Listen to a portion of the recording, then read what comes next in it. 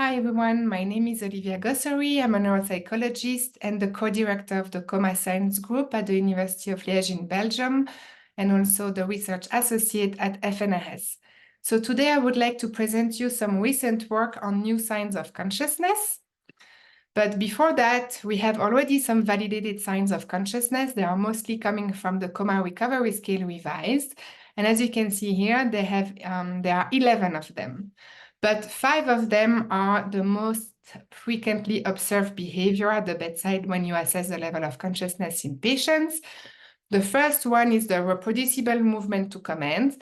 So for instance, if I ask to look up, to close the eyes, or to move a leg, and then the patient does it 3 out of 4 times, then we will consider there is a reproducible movement to command, and thus at least the patient is in a minimally conscious state. Then we have visual fixation, visual pursuit, localization to noxious stimulation. Here the patient has to locate the point of stimulation at least 2 times. And then we have automatic motor responses. So that's when the patient will spontaneously touch the tracheotomy or scratch the nose or take the bed sheets. All those are considered as automatic motor responses. And we can also see that there are other signs of consciousness, but they are less frequent, such as object localization, object manipulation, intelligible verbalization, systematic movement to command, object recognition, and international communication. So if we only look at the first 5 behavior, we see that those one actually will detect 99% of the minimally conscious states. And based on this evidence, we have developed a new scale, the second, the simplified evaluation of consciousness disorders, that is based on those 5 responses: response to command, visual pursuit, fixation, oriented movement, but also pain localization, arousal, and communication.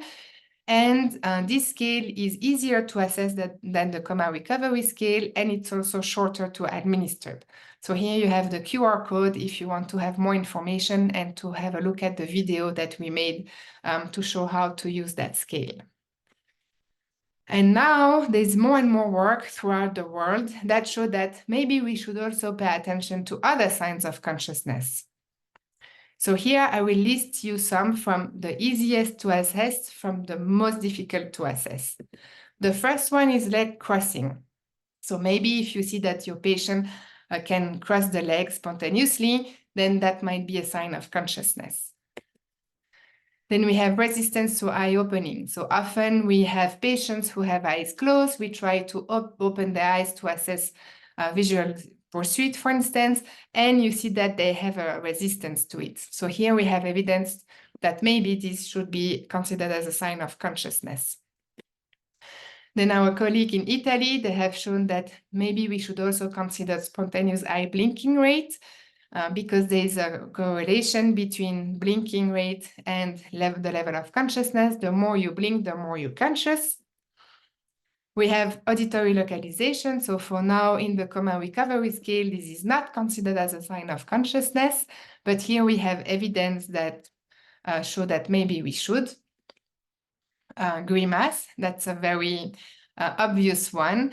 And now we believe and we agree that if it's contextualized, then it should be considered as a sign of consciousness.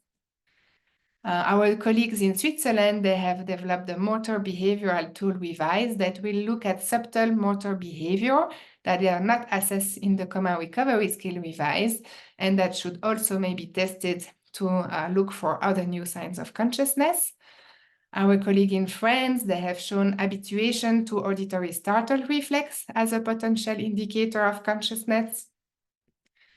And then we have our friends in Italy and also in Israel who have shown olfactory sniffing, showing that if you have a response to olfaction from a pleasant or unpleasant stimuli, you may also be considered conscious. And then the last one is oral feeding and swallowing. So if you're able to eat solid food, for instance, you're probably conscious. Or if the efficacy of your oral phase is okay, then you may also be conscious.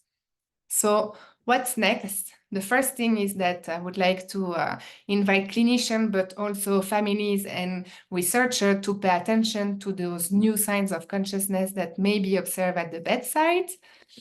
Then we want to validate these new signs, and to do so, we have started international collaboration with a lot of different centers.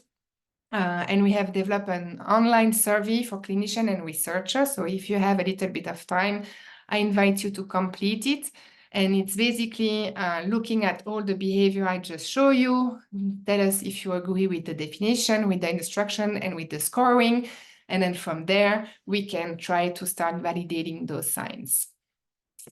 I thank you very much for your attention, and I wish you a very happy World Coma Day.